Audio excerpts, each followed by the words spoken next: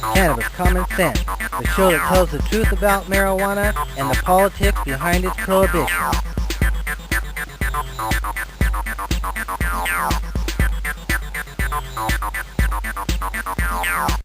Hey, welcome. This is our 1,000th show. We've done 1,000 shows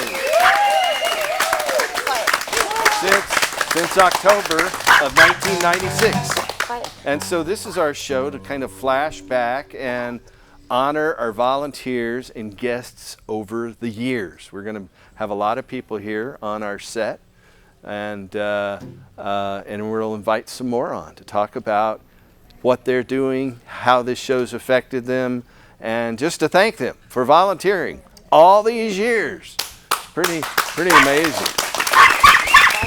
You know, when we started this show back in 1996, no one believed we were on television, that I was on television talking about marijuana. I did the first 4 shows by myself, and they were produced by Lanny Swerdlow and Victor Michael at Lanny's Clubs, and then at the American Atheist Center.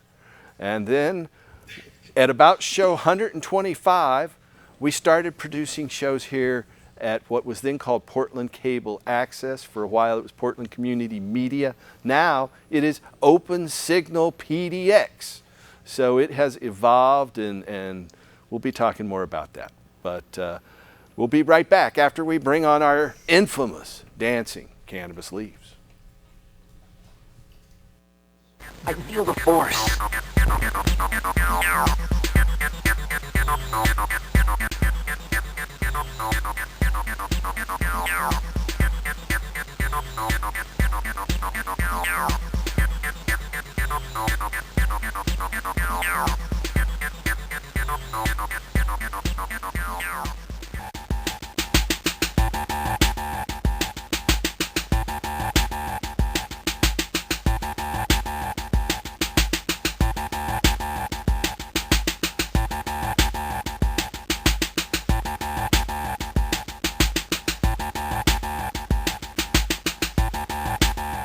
Okay, here is Mr. John Cornett, who's been with us for hundreds of shows now.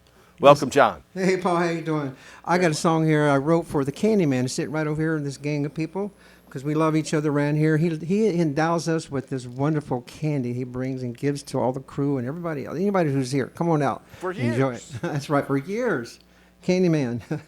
Gary, right over here. Anyway, we wrote him this song. It goes like this.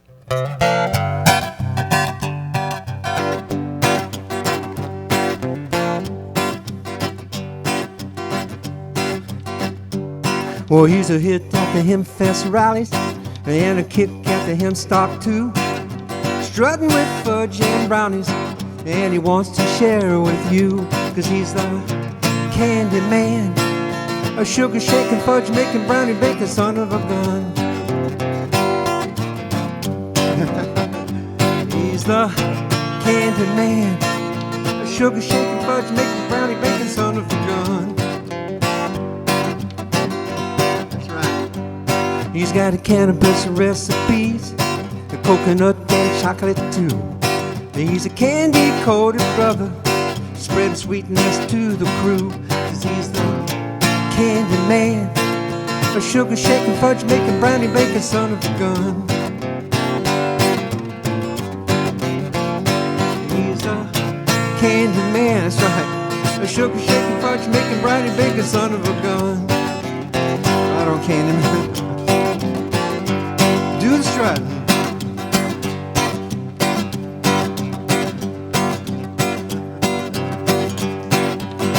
Yeah, he's the candy man, a sugar shaking, fudge baking, brownie baking son of a gun. He's the candy man, a sugar shaking, fudge baking, brownie baking son of a gun.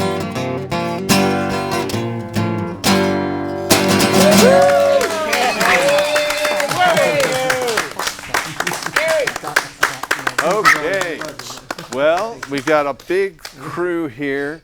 I'm going to start introducing some of the people. Let's see when we get the cameras done right here. But you know, we've been doing this since October of 1996. you know, there was a time when our show was the #1 show on TiVo, and you know, people would search for it there, and you know, we were the only thing that would come up with marijuana.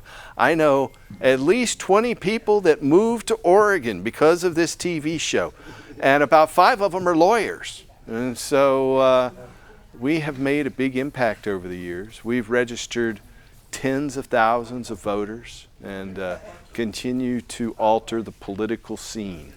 But let's try to honor our many, many volunteers. You know, I started out by myself, and then Paul Loney came on at about show number 5. At about show number 80, Dr. Philip Levesque joined us.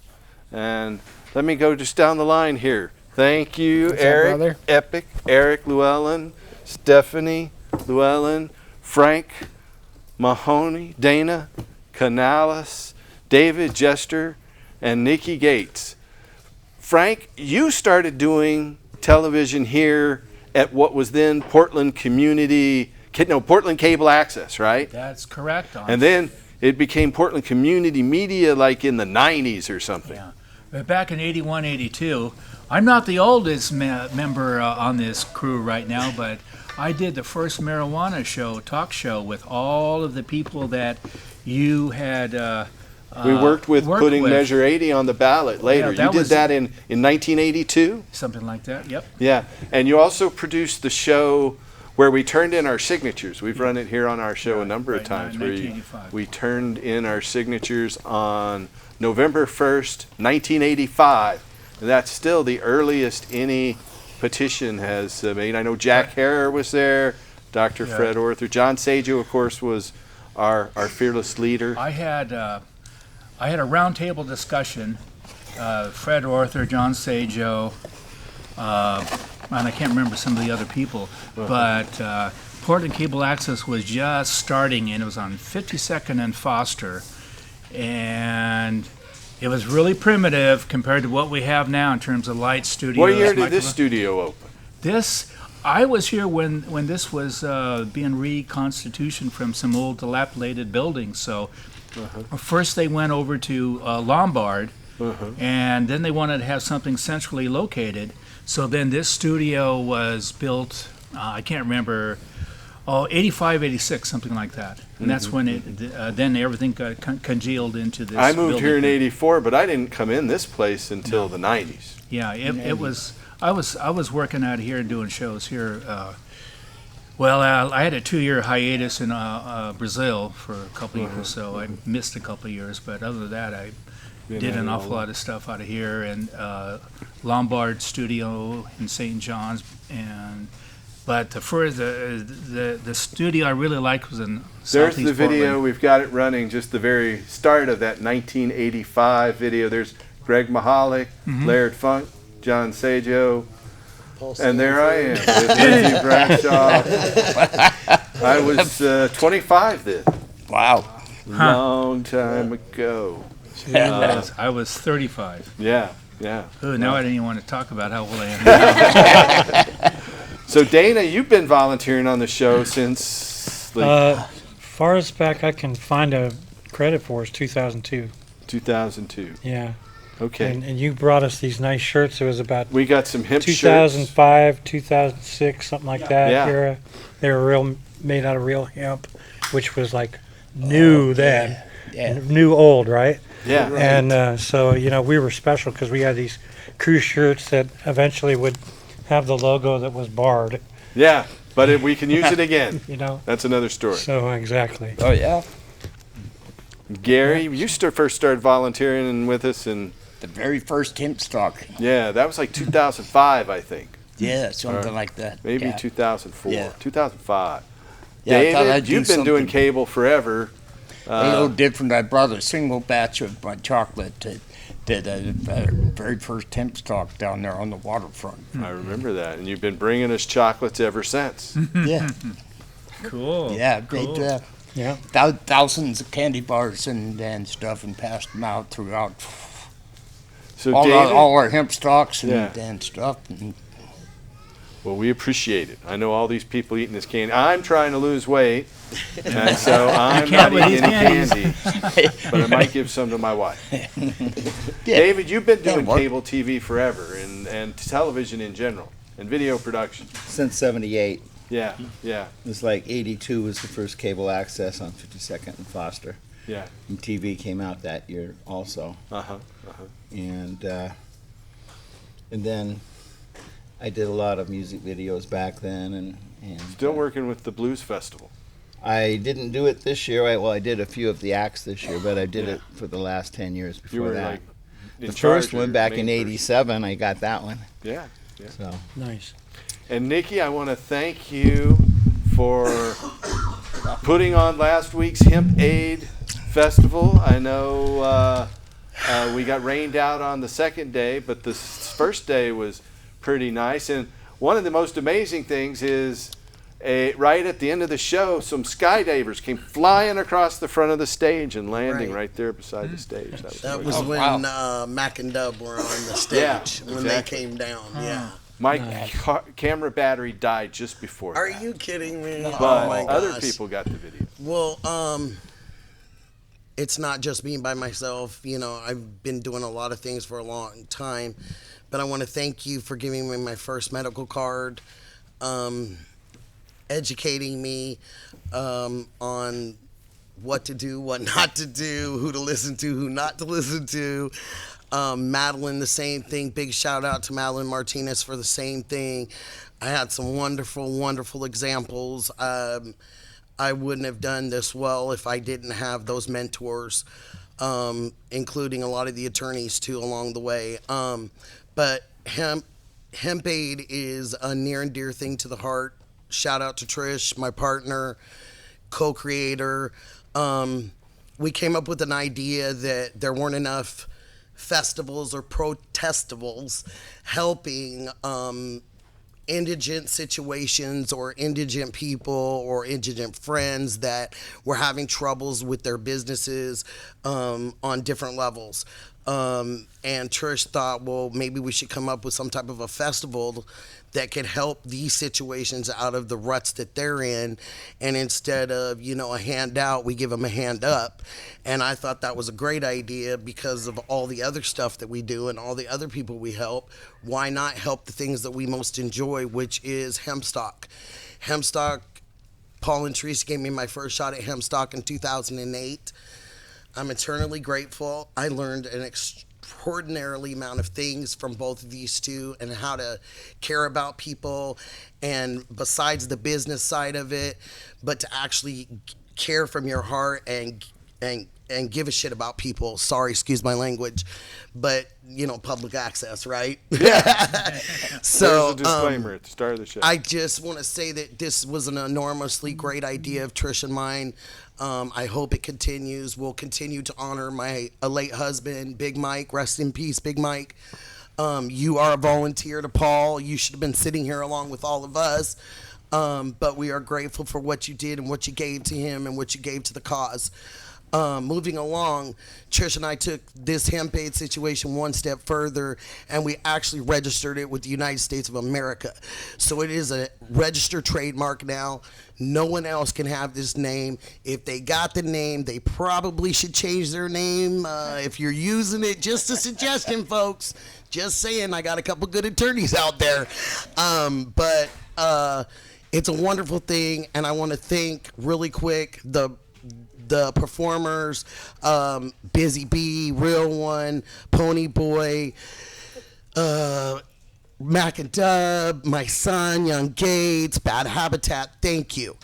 Thank you, Stephanie and Eric, for being so courageous and joining this cause with Trish and I, and wanting to join this and seeing the good that this does. Whether we make $2 or we make $1,000, it's all in the good of the cause. I'd like to see some of our other friends out there that actually have a couple bucks in their pockets step forward. It's kind of lonely out here with me and Trish, $6,200 in the last 2 years that we've given this man for the city of Portland. It'd be kind of nice if people that enjoyed that festival, protestable for years and years and years, was able to give back so they could enjoy it again. Just a suggestion, not asking you to give. it would be nice. Thank you all very much, and I can't wait for 2020. Thank you. And John, did you want to say something? Been at this a long, long time. Thank you, Nikki. Thank you. Nice to be sitting here beside such a brave and committed individual. This 2-year ramp. You guys, I can get the audio real good. Okay. Talk normal. Right there. Okay. Thank you, Scott. Volunteers. I'd like to thank Scott Jason. You know, I like to tell people, you know, with cable TV and especially with our show, you know, the picture doesn't really matter nearly as much as the sound. You can hear it and understand what's going on without seeing it, but you can't watch it and not hear it and understand what's going on. So Scott has been on the soundboard for a long, long Love time you, for us. Scott. He's perfected that. Scott Had to Tracy. deal with me a lot. John, Yes, did you want to sir. say something? I'm grateful for the day I found this place. You know, I came out of a several-year romance with OxyContin. I was being furnished as much OxyContin as I needed from the company chronic pain. Purdue. They were sending it to me free of charge. I got up to 720 milligrams a day.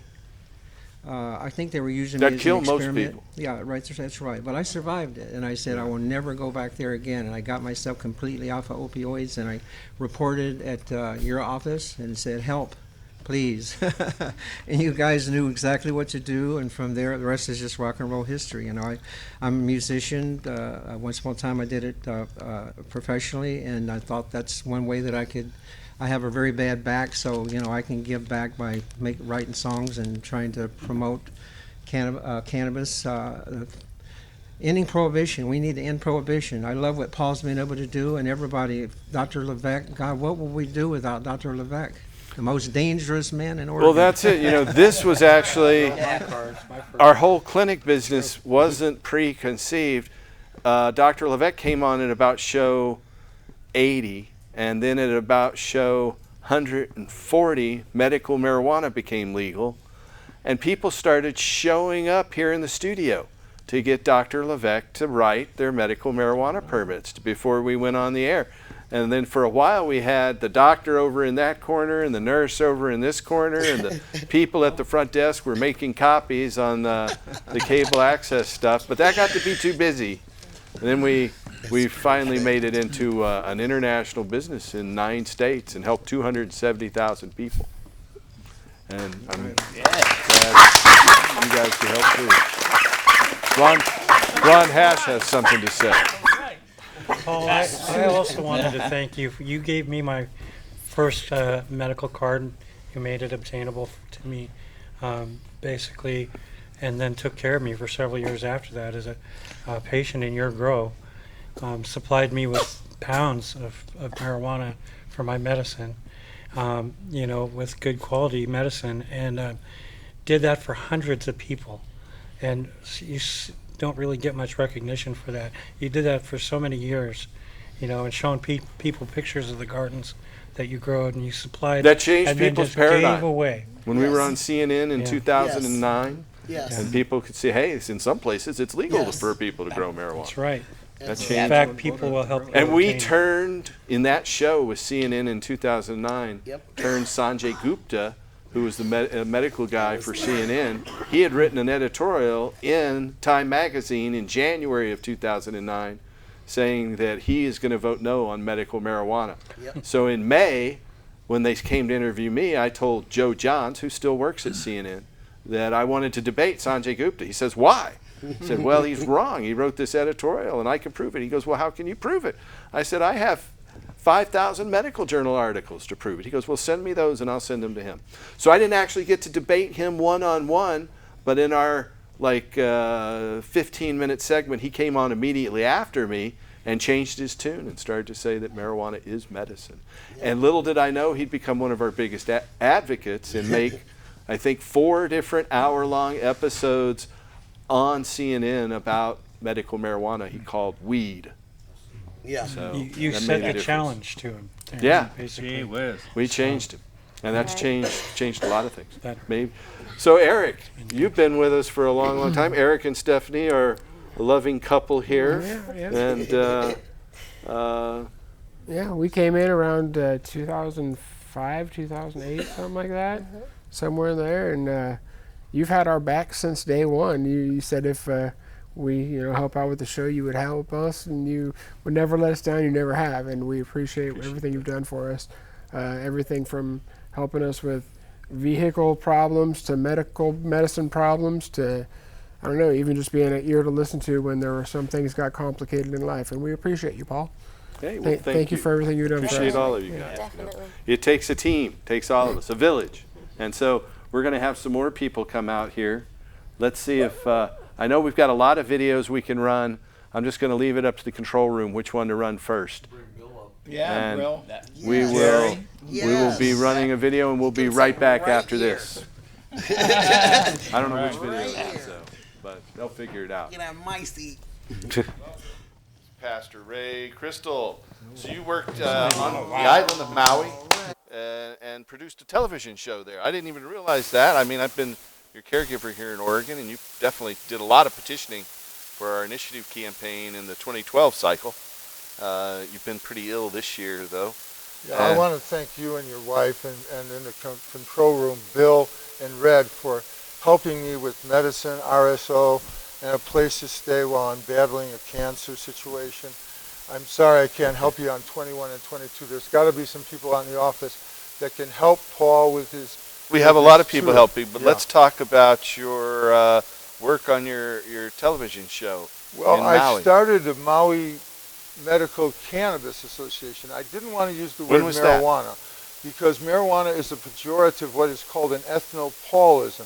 It's a word that's racially created, like the N-word, so that you feel all the feelings of bigotry and hatred in that word when you hear the word marijuana. And it's still there to scare people. Of course, it doesn't scare the three of us up here. Obviously, it was anti-Hispanic racism that they brought that word out. It was a Mexican slang term for cannabis. And if they had used the word cannabis or hemp, they wouldn't have been able to prohibit it because everybody knew what hemp was. Most people knew what cannabis was. Okay. That is circa 2013, I think, or 2014. One of the many people who've helped us over the many years that are no longer with us. Great man. I've got a list of people that isn't all inclusive, but I've tried to come up with as many people as possible here. We got to start with Bill Appel, who's been standing by us all these years since about 1999. I think since 1999. And the person who started the show was Lanny Swerdlow. He came to me and said, I'm doing these 4 other shows and I want to do a marijuana show too. He was doing 3 LGBT-oriented shows, 1 atheist show. Why not do a marijuana show too? So he helped get our show started with his partner and now husband, Victor Michael. And so he did the first 120 shows, first in his nightclubs and then in the atheist place.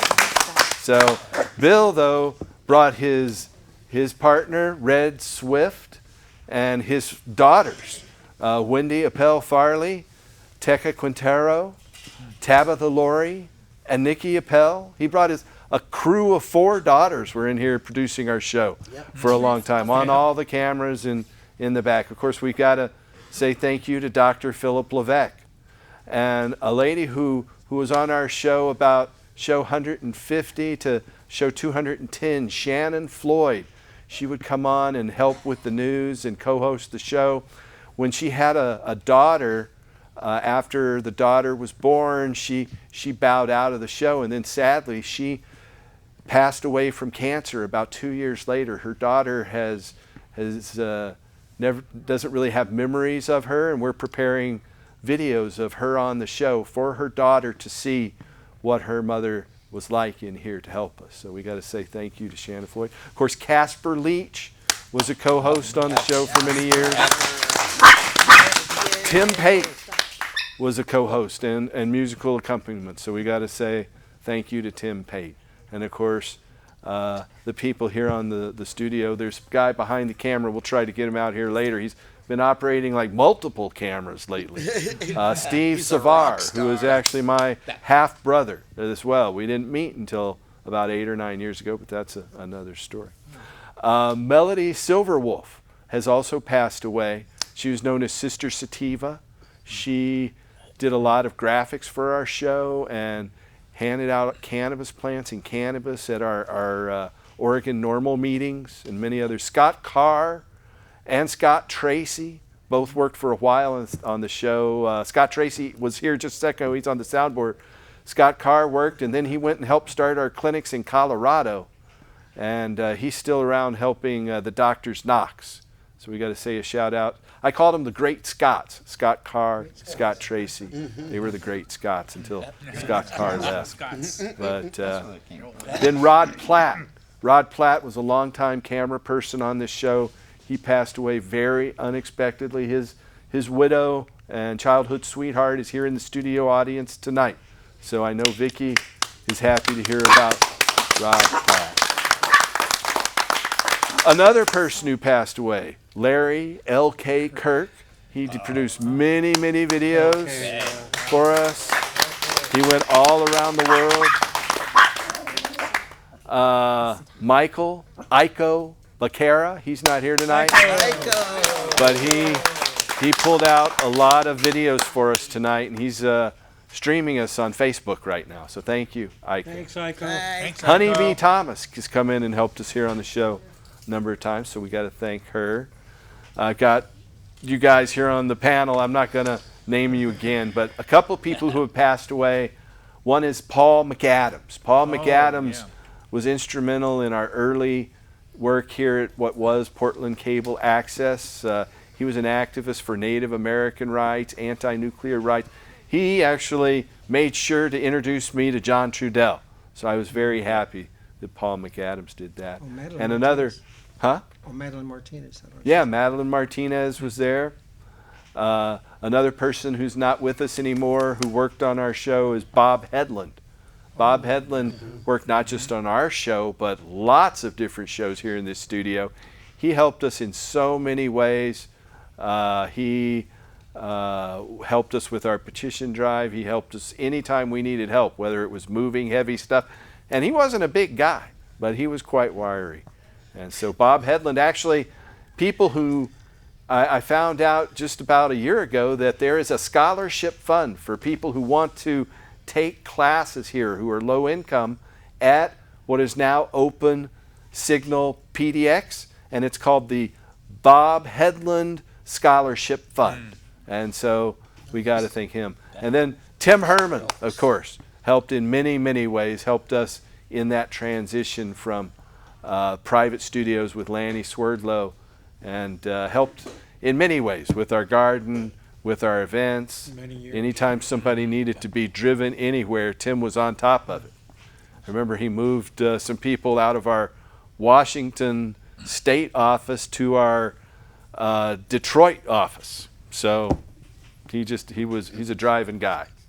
In our studio right now, hopefully we'll get him out here, is Jerry Gerard. Clay Pierce, who went with me down to South America, decided he loved it so much he moved to South America, had a horrible experience in El Salvador. I was able to go there and have a press conference in El Salvador, and eventually he was released, not without almost dying in a hospital though. So but Clay Pierce. Cowboy Garvey is another person who we've got to thank. My dear wife, Teresa Stanford, today is her last day to be 49. Tomorrow is her birthday. Happy birthday, sweetheart. Now here's to the next 50. John, you're here. Sean Savage is another person who helped us on this show a lot and helped in our clinics and our database and in many, many different ways. Someone who played with you, John Cornett. Jansu Hurst also volunteered here, as did Scott Sky Johnson. And then in the way, way back machine, we've got Michael Wolfie Siegel. He worked on our camera, played his harmonica quite a bit.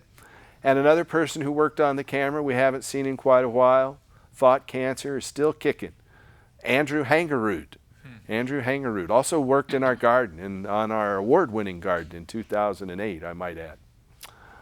Mike and Juanita Hupp, they moved up to Seattle, but we still see them here occasionally. And someone who might be here tonight, but will be here later on, is Kevin and Sylvia Hornich. Kevin and Sylvia, come on up. Come on up.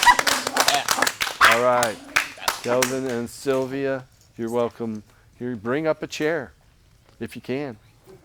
We have another video we're going to run, and I've got to thank Dr. Thomas Orville and, of course, Mike Gates, who isn't here with us tonight, but we wish he was. And so we have another video. We'll be right back after this video. Stay tuned.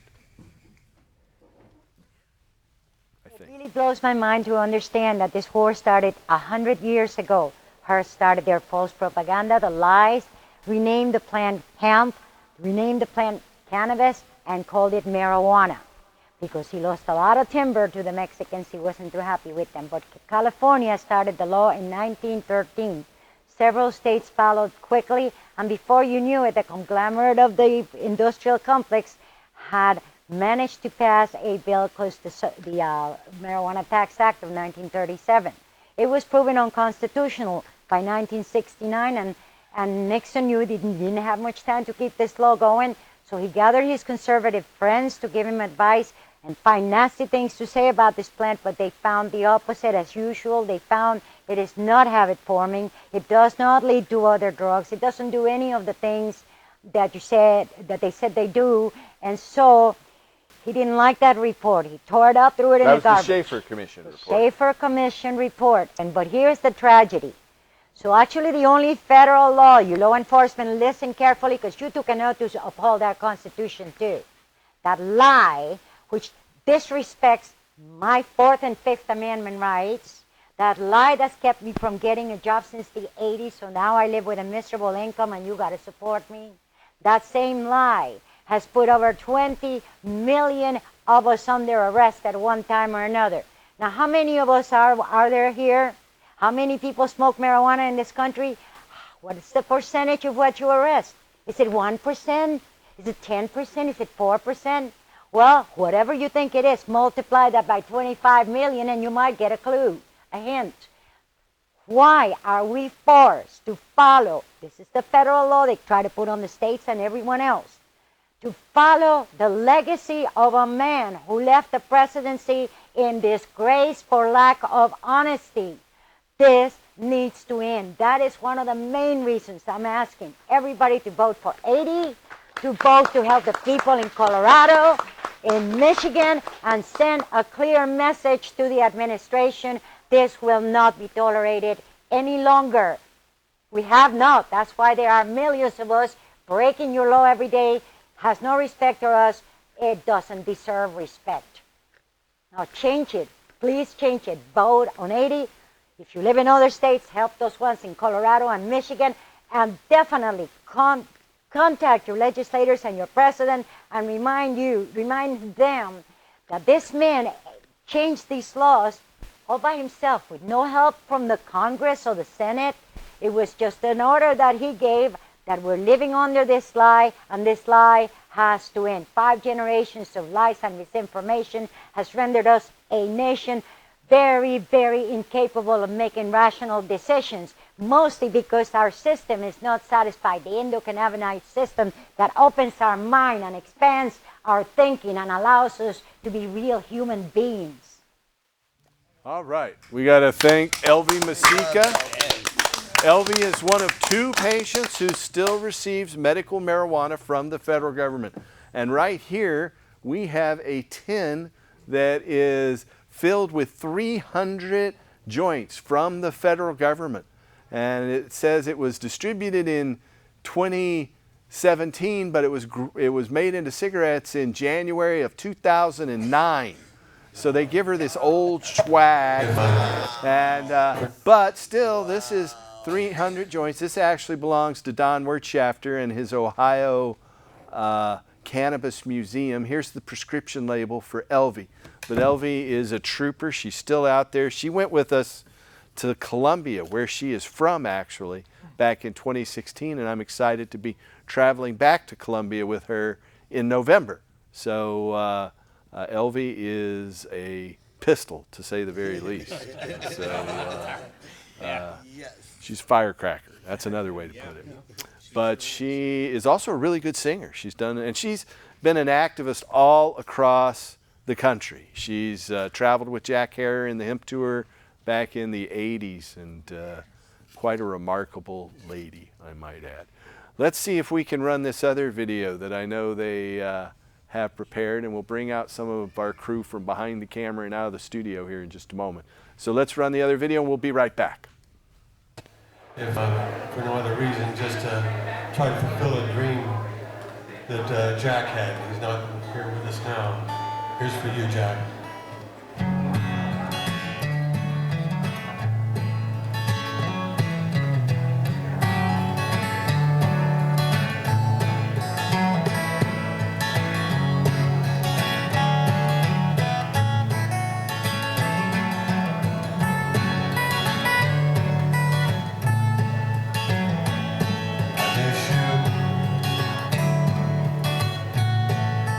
Lord knows I miss you.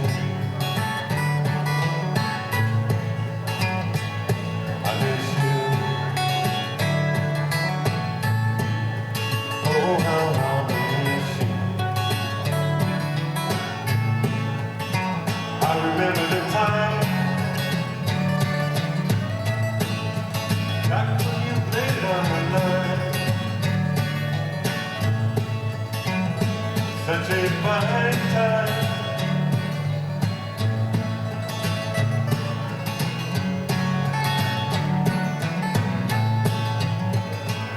I miss you. Lord knows I miss you. I miss you. Oh, now I miss you.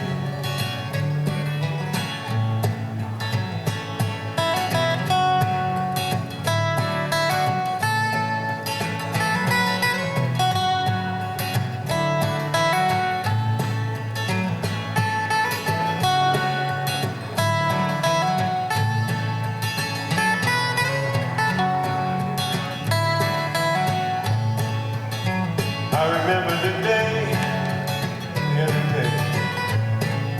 the day you went away. Wasn't nothing we could pray. It just had to be that way. I miss you. Lord knows I miss you. I miss you. Oh, now I miss you.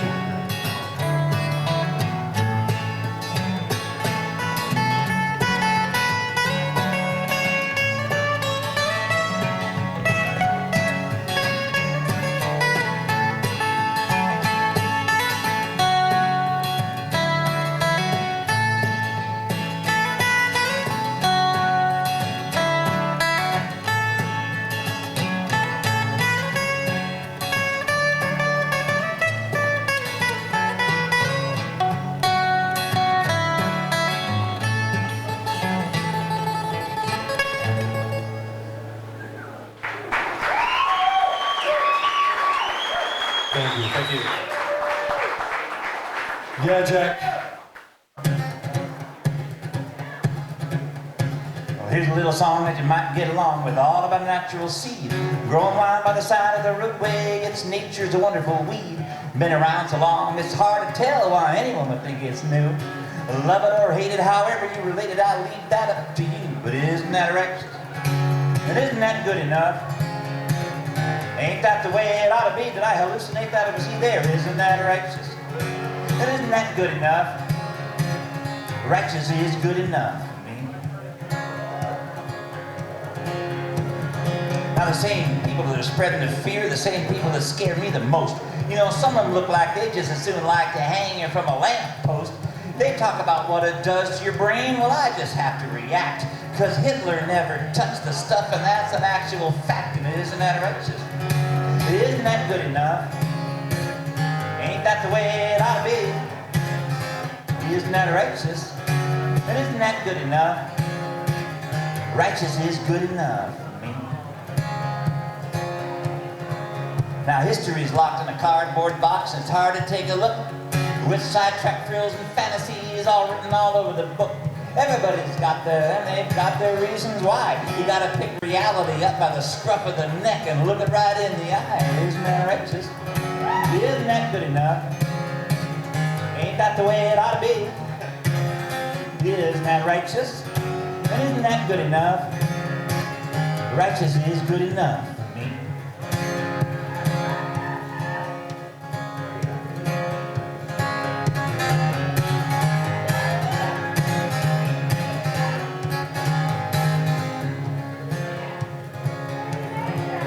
George Washington was the father of our country, and he had a hemp plantation.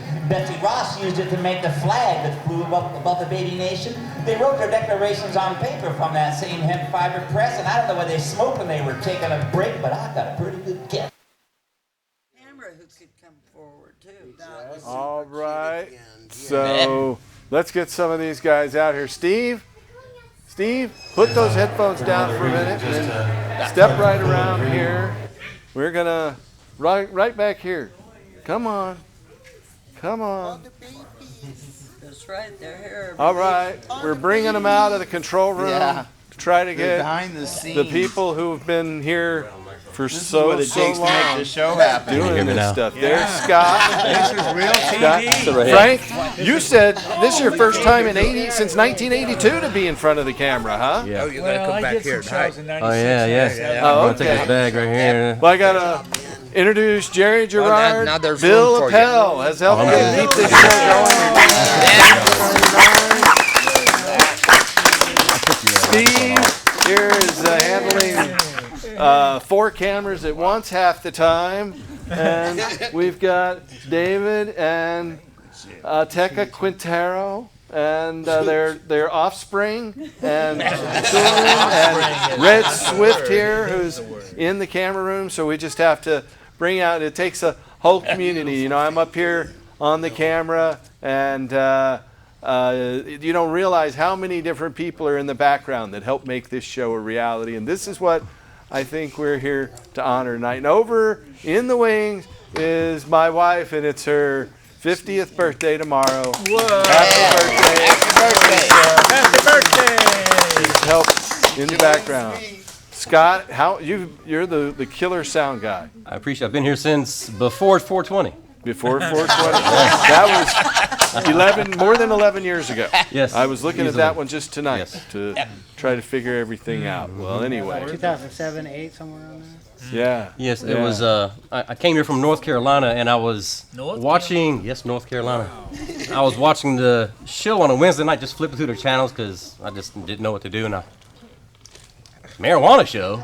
I was like, I think I could help him out. So then I came here one day, and Bill was just running the lights all by himself, and I said, "Can I help?" And he says, "Stay around, see if something happens." So I stayed around. Huh. All So it smells good. Yes, good. There's this big flower that one of our studio audience members has brought in here tonight. We can't do any close-ups right now because all of the studio people and camera people are here on camera now. So we're going to be in this shot until they walk off and change back to run the stuff, which I guess we should go ahead and have happen. Okay, here goes Steve. Take lots of pictures. Lots of pictures. Of course, we're on TV too, so. He's on duty. I want to thank our viewers out there who've been watching this on and off for all these years. I don't know how I've managed to talk through almost 1,000 hours of television, but you know. This is I'm a big mouth. What can I say? Right now. But I've managed.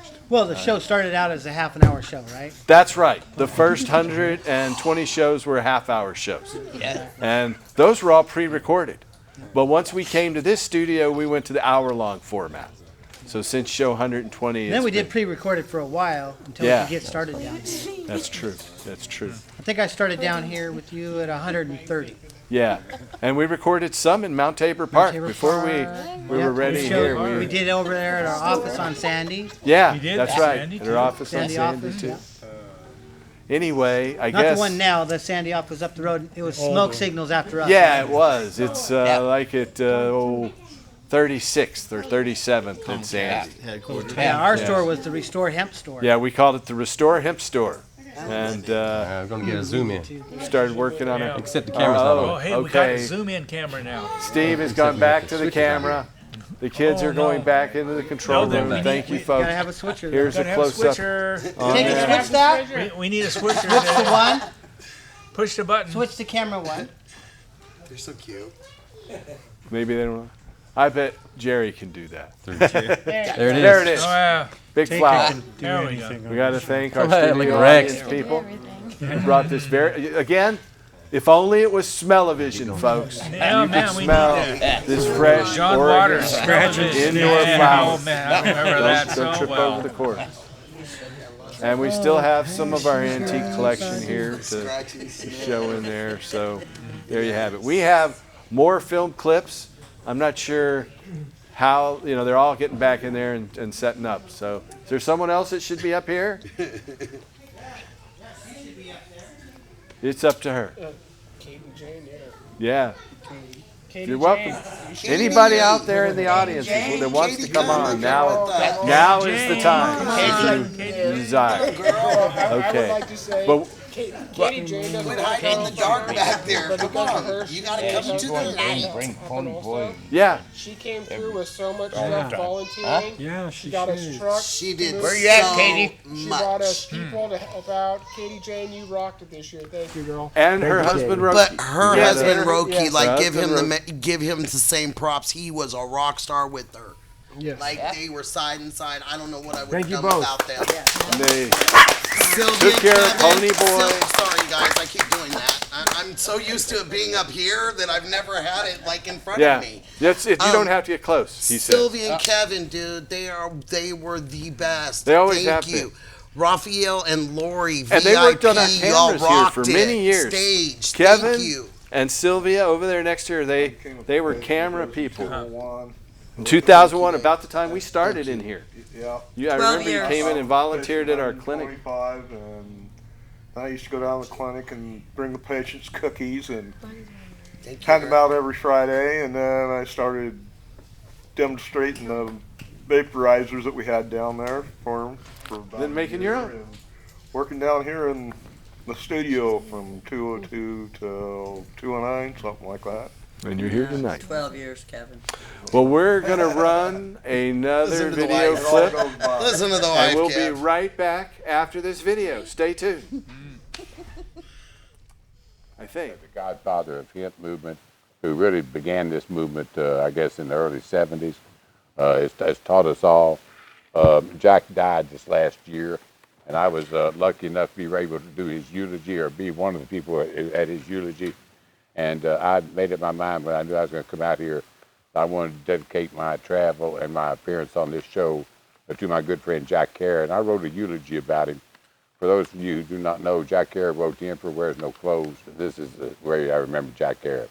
Jack Kerr is a social and philosophical tsunami, the ripples from whose splash will forever grace the shores of human consciousness in every freedom-loving nation. He is a grand champion of we the people and the natural cycle in our battle with the synthetic subversion which threatens the very concept of the sovereignty of each human individual. Jack's tireless efforts to eliminate the facts about cannabis have furnished freedom fighters everywhere with the tools of knowledge with which to resist the fascism of the corporate state as it seeks to subject everyone to its economic bottom line. Jack recognized that cannabis is indeed a gateway to existentialism, which enlightens our existence and is the basis of our freedom of choice. He also recognized the miraculous powers of this herb for healing, and many sick and dying people have found comfort in its use after reading his wonderful manifesto, The Emperor Wears No Clothes. I am one of them. Jack Ayer's grand spirit may have left his worn-out body, but he has entered into the hearts and minds of millions of us who will be forever grateful to have been educated by his commitment to the truth. God bless you, Jack. There are so Godfather many of people hip. we're thinking about. That is Gatewood Galbraith. Gatewood was one of my first mentors. I met him in 1978 when I was 18 at the White House Smoke-In. And after he came on our show in December of 2012, he passed away less than a year later from pneumonia, very unexpectedly and much too young. But I wouldn't let a saying of his, there were many things he said that I still repeat to this day. One is that, marijuana prohibition and the battle we're in is the synthetic cycle against the natural cycle. Cannabis represents the natural cycle that we need to get back to. And he called the petrochemical, pharmaceutical, military, industrial, transnational, corporate, elite, fascist sons of a bitches. That was his line. He called them the propagators of the synthetic subversion of the natural cycle. And I couldn't agree more, and I couldn't let that pass with him. But there are so many other people. John Walsh, who gathered more signatures for legalization than any other person we know. He gathered so many signatures, and then he passed away in early 2016. It was January of 2016, and he did not like Donald Trump, but he said he was in favor of Donald Trump winning because that would wake everybody up and get them active and get them out of their armchair to come out and protest against Donald Trump. Well, the truth of that hasn't been proven yet, but we just saw what might be the biggest protest in the history of the world by children today against climate change and against that synthetic subversion of the natural cycle. There's John Walsh right there. John, in front of the state capitol. I recognize that location. That's the day we turned in our signatures at the state capitol. So John Walsh is well remembered. Let's see if we can run another little video. We're down to about 7 minutes, and we'll be right back after this video, I think. Well, so many people with your book, which, is, you had a book first on rating cannabis, right? Yes. And that was like And judging 2 years cannabis before High Times. 2 years before High Times, like 1970 or so, or 73. 73. Okay, and then when I first met you, there was I'd seen an article in the Yippie newspaper Overthrow called the CMI White Paper. And that was kind of about 3 pages long and laid out kind of the gist of what was the outline of your future book, The Emperor Wears No Clothes. And it was, what's his name, the guy from New York. Dana Beale. Yes, he took them for himself. He said, oh, that's so wonderful information. I should have it. Put it in Overthrow? Is that how that got published there? And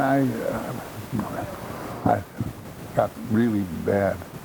You got mad at Dana for that? Well, I don't blame you guys. You deserved it. you people did. I know that then in '85 you wrote the first edition of your book right here in Portland, in River City. And it was, for a while, it was the CMI OMI white paper, the California Marijuana Initiative, the Oregon Marijuana Initiative. And the first few editions were like newsprint editions. No. They were handed out, right? The first edition and the second edition were 110-page book. Uh-huh. And the third and fourth edition, I've got 90,000 copies for the campaign for the Oregon Marijuana Initiative in '86. And that was a newspaper. Yeah, yeah. I remember every neighborhood they handed those out in. I think OMI won. Yes. That was one of the... It only won 15 cities. In the, and what do they call it? Precincts. Yeah, yes. 15 precincts. Those were the ones. And those were it's handed out twice. And 3 times and 4 times it got handed out because the guys, 90,000 people, and about 30,000 of them got once, twice, 3 times, and 4 times. We won those by 60 or 70%. Right. So, how many copies have been sold now, and how many languages is your book, The Emperor Wears No Clothes, printed in? And it was the number one seller in Germany, about too? 100 magazines. Uh-huh. And it's in about 750,000 copies in the United States, and about 500 or 600,000 copies overseas. A lot of and them then, and then there is about 10 or 15 companies, Japan, Korea, Hungary, Czechoslovakia, Poland, Russia. So it's in all these different languages. Yes, like but 15 they different don't languages. pay me. Well, I guess your copyright's only as good as your ability to enforce. Okay, well, that's Jack Harrer talking about his book, The Emperor Wears No Clothes. There's some other names that have come into us as we sit here thinking about people. Millard Harrison was someone who helped on this show. Karma Bella and Jim Lockhart. Jim had his Water Forum show on just before us. Georgia Anderson, Gordon Westfall, Henrik Rode, and Blake Smith are some other people. P. Steve Wessing. He's in Holland right now, but we remember him. He's there visiting his father, who lives there.